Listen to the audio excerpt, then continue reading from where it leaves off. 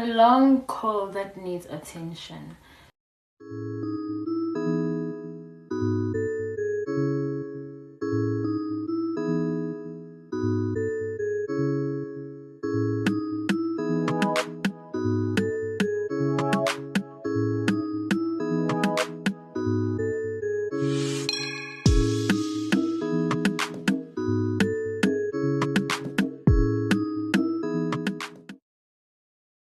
Welcome to my channel. My name is Evangelist Glory, and if it's your first time on this channel, please do subscribe and comment if you have to comment.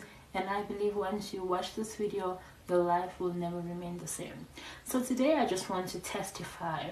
Well, today is a testimony and a story time about how God called me. I had a calling from birth ever since I was born. So I was born in the 1990s. Okay, I was born in the 1990s, and I was supposed to be born in January, but my mom gave birth to me as a premature baby, and I had to be born in November. Now listen, not only was I born,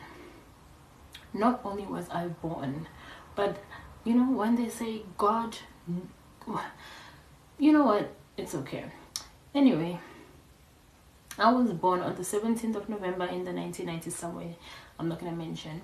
So I was born as a premature in an incubator. Way premature in an incubator. I was born in, I think it was 8 months. I was 8 months. And I was put in an incubator.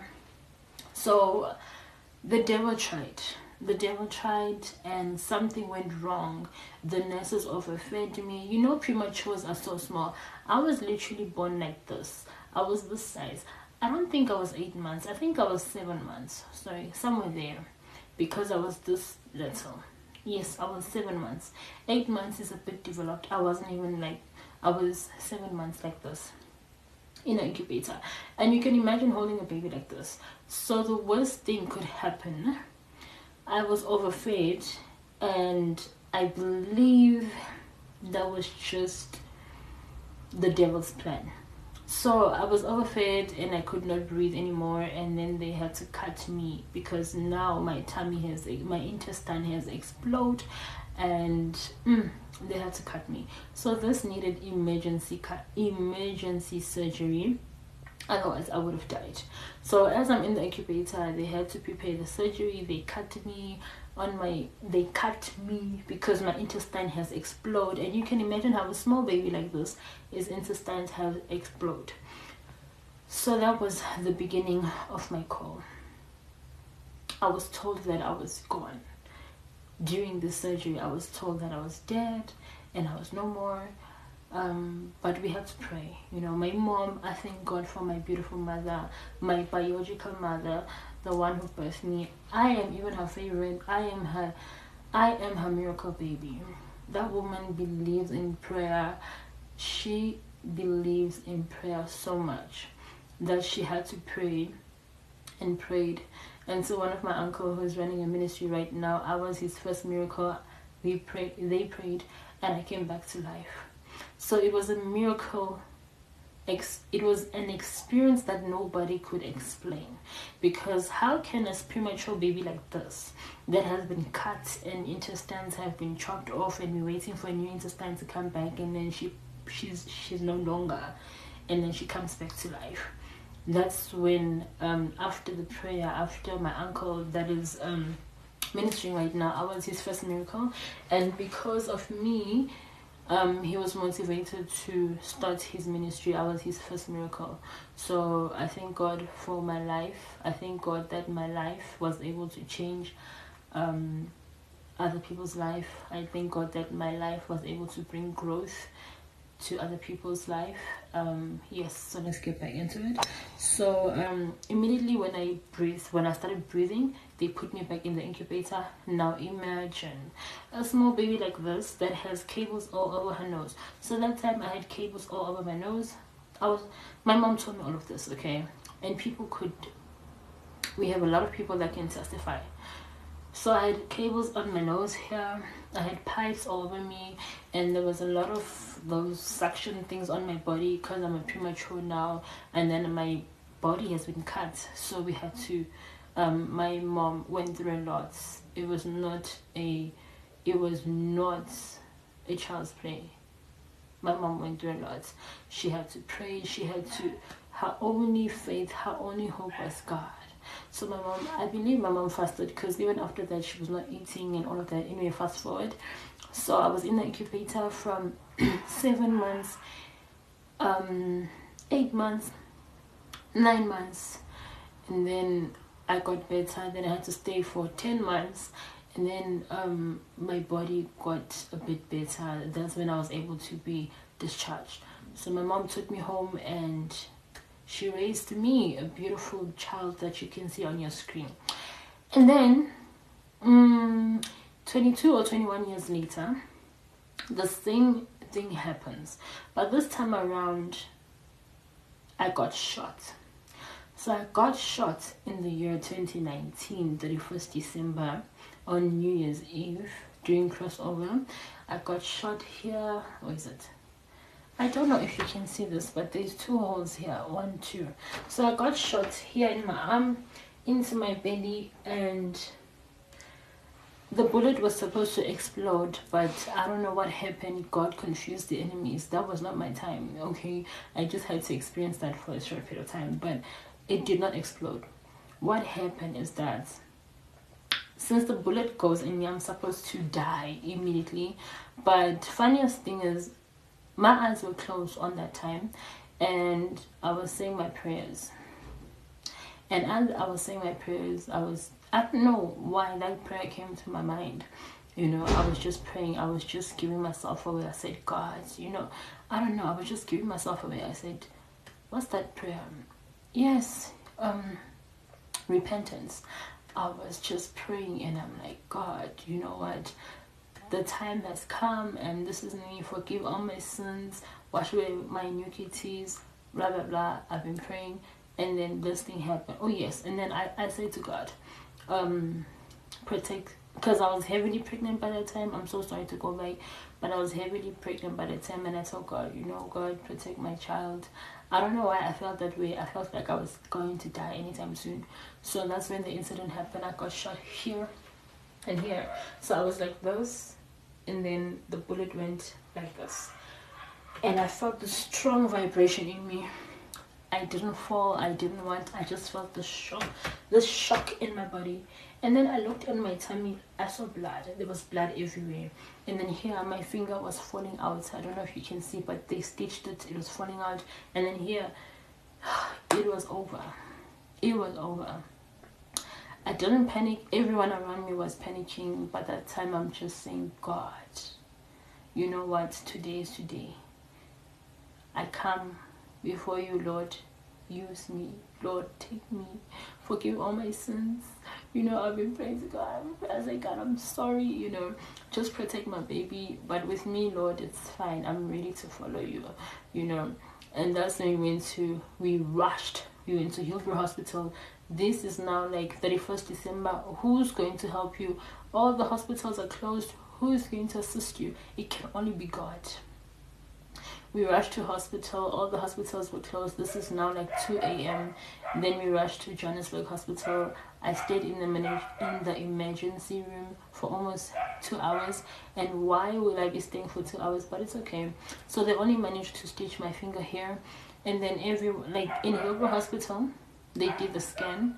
And they said they've never seen such a thing like this. Johannesburg, they didn't even bother to do the scan because my situation was critical. How can a pregnant woman be shot in the belly? Then I went to my private doctor, and then we did the check-ins, and he said, this needs an emergency. This needs attention immediately, ASAP, as soon as possible. So they referred me back to the hospital where I used to go for my maternity checkups, and it was closed because that time was December period. So we had to go to a private hospital, and they demanded 70,000 just to get the surgery done. So let me tell you what actually happened. So the bullet went in me and it destroyed my intestines. Do you get it? My intestines were spoiled, and therefore they could no longer function. So if I have to eat, it's causing pain. I don't even have appetite to eat. I can't even do anything because I'm in pain. So I stayed with this bullet in me for 3 days. Sunday, Monday, Tuesday. Right? So then the private hospital, they referred me to Tembisa Hospital because Tembisa Hospital was the closest, and in Tembisa Hospital they have the highest specialists that specialize, that work with intestines, because this now needs emergency attention. So so I lived on a colostomy bag because my intestines were ruined. So for those who don't know what a colostomy bag is a bag that you use to go to the toilet, because I was no longer able to go to the toilet through the usual way because my intestine has been spoiled. So I had to be put on a colostomy bag for 6 months, and it went more than 6 months because of COVID, due to COVID. So a colostomy bag is a bag that you use to go to the toilet. So for some people it's on the left, for me it was on the, for some people on the right, for me it was on the left. And excuse me, my colostomy bag was here on the left. So before you gossip, before you judge, please ask. In fact, it's not even in your position to talk about if she's looking pregnant or if how big her tummy is. You guys don't know that I had a problem. It's not only got shot that I got shot, I had surgeries on my tummy. So that's why my tummy can no longer go down without doing a lot of things. On its own, my tummy looks big, sometimes it looks small. I'm not pregnant. That is just how it's the reactions of my surgeries.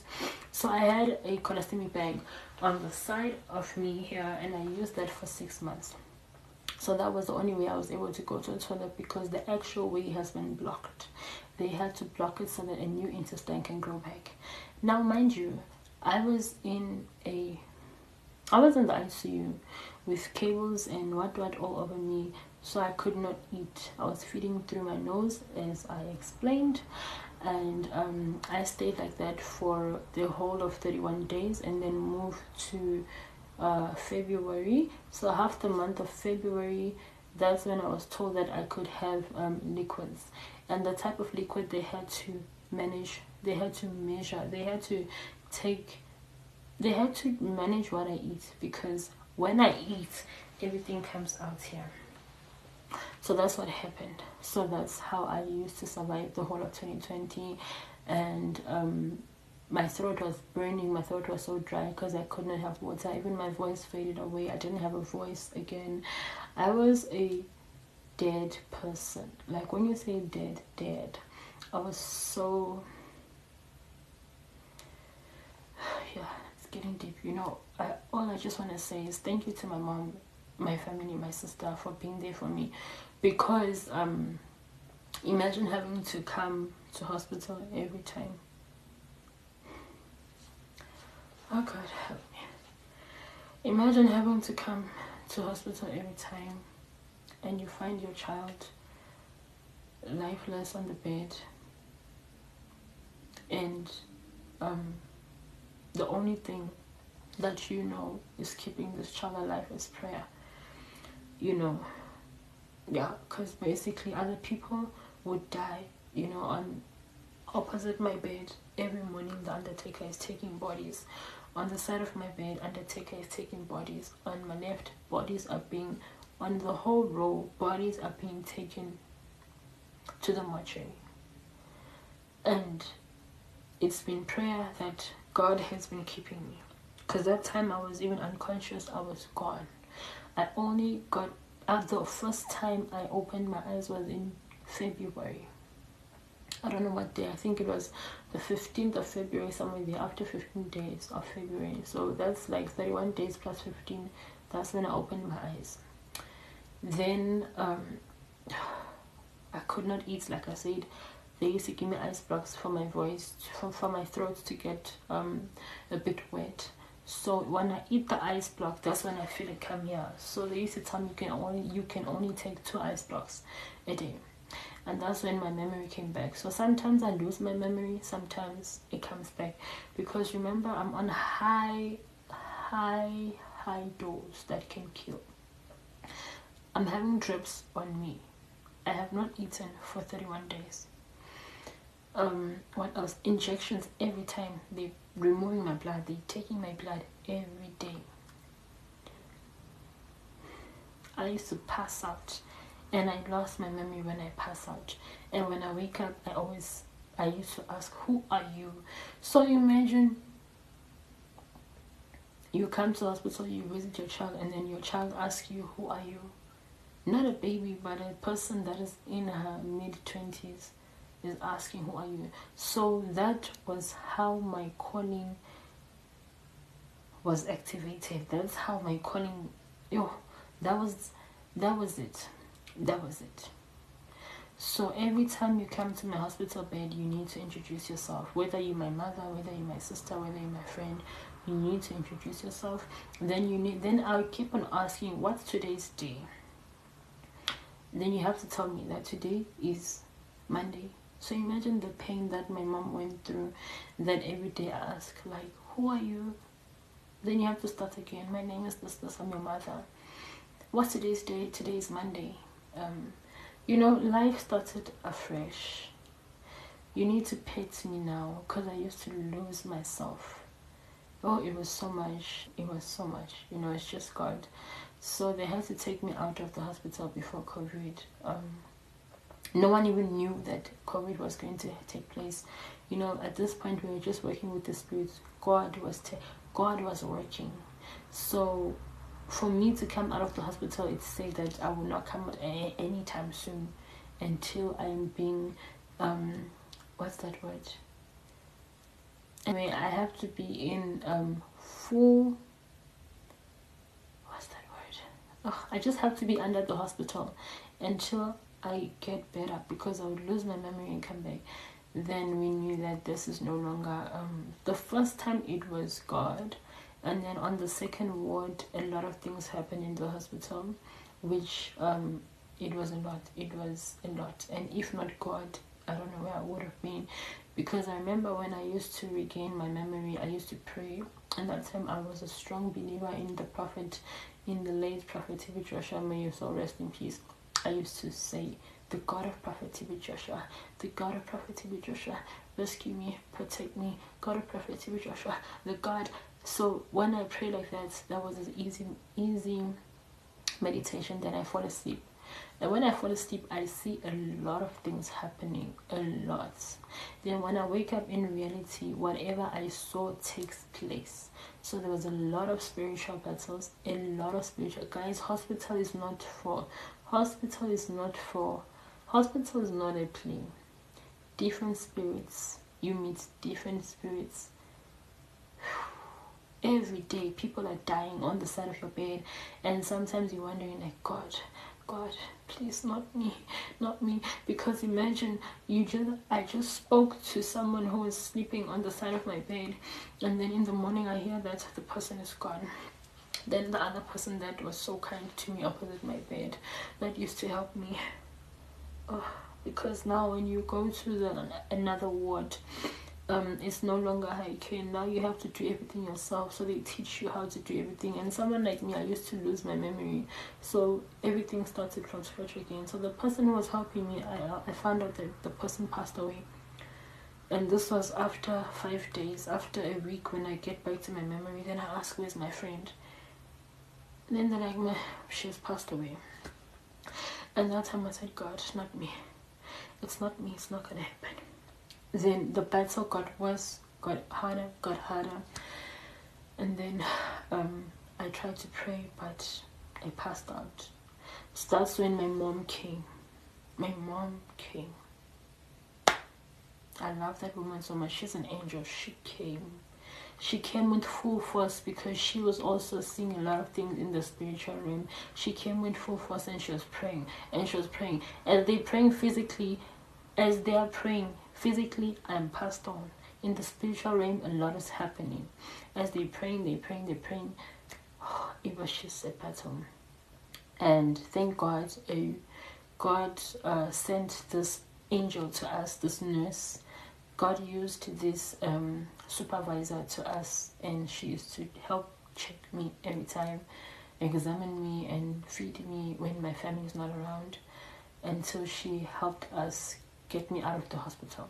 So the time that I was discharged, guys, that's when COVID took place. So I just want to say thank God for releasing me at that time, because had I been in hospital that time, I don't know where I would have been when COVID took place.